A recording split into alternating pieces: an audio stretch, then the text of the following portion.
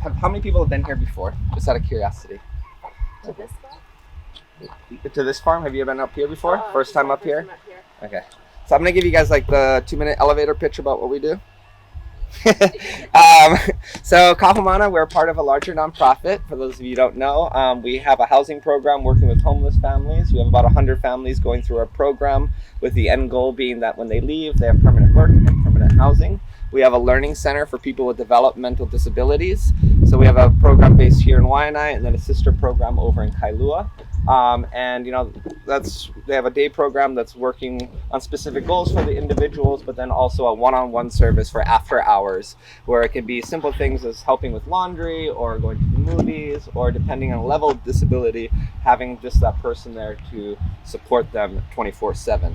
And then in support of our 2 social programs, we have what we call our social ventures, and that's sort of what I oversee along with the farm. And the social ventures, they are essentially sort of business models that are integrated into our social program through workforce development and creating unrestricted revenue that goes back into supporting our larger mission.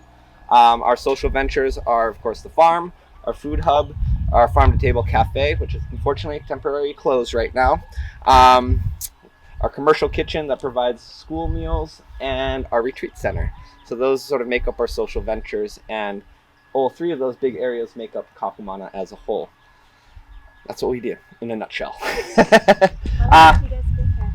So Kahumana, we were founded in 1974. They moved to that property where we started in 78. We purchased this property in 2014. Broke ground on it in 2016. So yeah, this is our Kuvale property. This is a 24-acre piece of land. Like I said, we broke ground in 2016, and everything that you see that's planted and growing, besides like that mango tree, that little mango tree there, and the crown flower, has been planted in the last 4 to 5 years. Everything else before that was haulekoa, kiawe, and rocks. So just to give, like, put that lens on for a moment, and then look at what we're doing. But I think, you know, that the fact that it was sort of a raw piece of land and we've sort of been developing it since then has really given us the opportunity to sort of look at it from this production lens, but still with that very regenerative mindset. So as we go around, you'll sort of see, like, we have like half-acre, quarter-acre lots of like land, fields, I mean, but then in between we'll have like fruit trees, or we'll have these alley cropping, where we're trying to integrate these more holistic approaches to land management, and that's sort of what we're really here to talk about today. I'm a firm believer that the reason we have such good land here and we barely had to do anything for the first 2 years was the fact that it was covered in haulekoa. And haulekoa is one of the best nitrogen fixers out there, right? So for however many years this land was fallow, but there was all this haulekoa growing there, capturing carbon, putting in the nitrogen back into soil. Then we came over, mowed it all down, released it all into soil, and now abundance. And then in certain field production, we actually use mulch in the field also.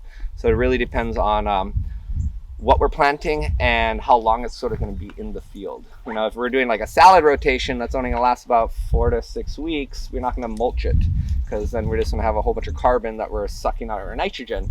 However, we're going to do like a longer term field, like say eggplant or tomatoes or kalo, you know, we'll heavily mulch that, because then over time, that's going to provide more soil health to our plants.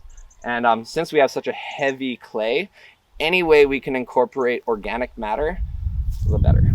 So that's a very big, you know, that's always, even with the cover cropping, you know, we're not so much looking for, like, of course the nitrogen and the benefits coming through cover crop is great. However, our real reason we do cover cropping is because it's adding that organic matter. It's protecting our soil when we're not using it. So yeah, like I said, we get lots of mulch. We incorporate huge amounts of it. This looks like a lot, but we can like blast through this in like no time. So it really depends on like the arborists we work with. They go sort of through waves. You know, we'll get like mulch, like so much mulch where we can't deal with it. You know, we're just mulching, and then, you know, 3 months we'll get like 1 or 2 loads. So it's sort of a, what's a feast or famine. Yeah, exactly. Feast or famine. That's what I was looking for. As far as like the inputs that we use for our fields, you know, we do our own on-site composting. We don't use too much of that in the field just because we haven't scaled it to the point where we can dump a super dump per quarter acre. I think that's a recommended amount. That's a lot of compost. So we primarily use the compost that we make for fertilizing our fruit trees, using it in our greenhouse, and sometimes with like hollow patches, we're a little smaller scale usage. We also use fish and bone meal. We get that from Island Commodities in Campbell, also known as tankage.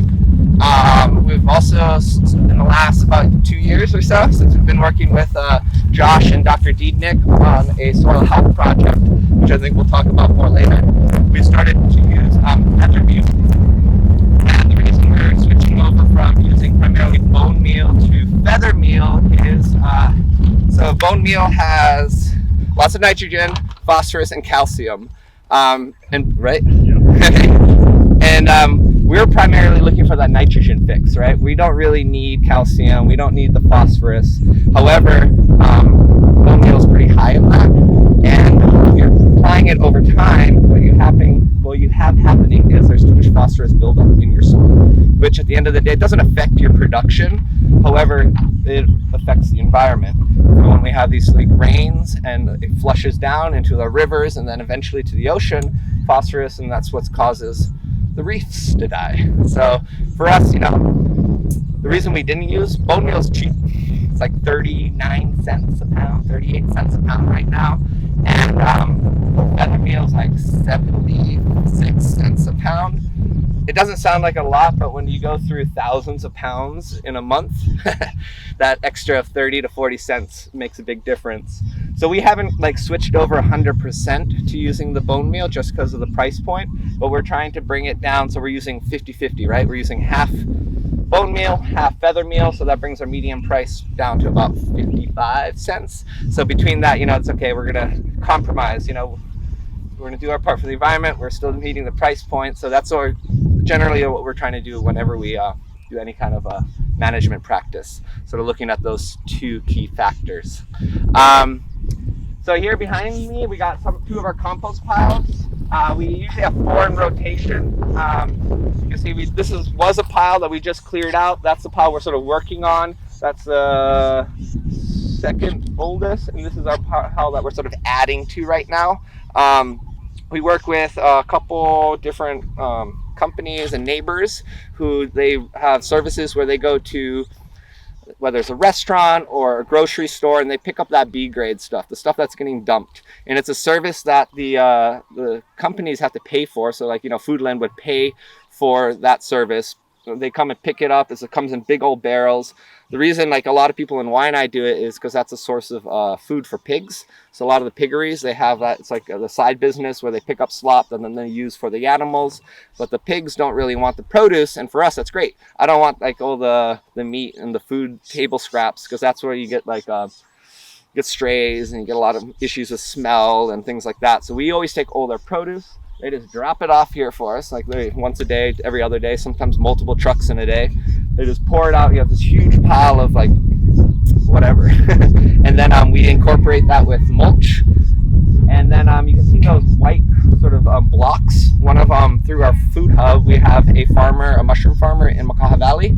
And so he dumps his byproduct, which is essentially wheat run, full of mycelium. And then between that, we just incorporate it, mix it with the tractor, and then flip it several times, bringing up that heat, right? For compost, you want it to be between 130 and 160 days. That eliminates any in your compost, so you don't have to spread that out. And then once the piles are complete, all we'll do is flip, water it, and within 3 months, it will turn from sort of rough sort of mulch to we're not going for Menehune magic status. We're going for that there's still carbon in that. There's still some big chunks of mulch, but that breaks down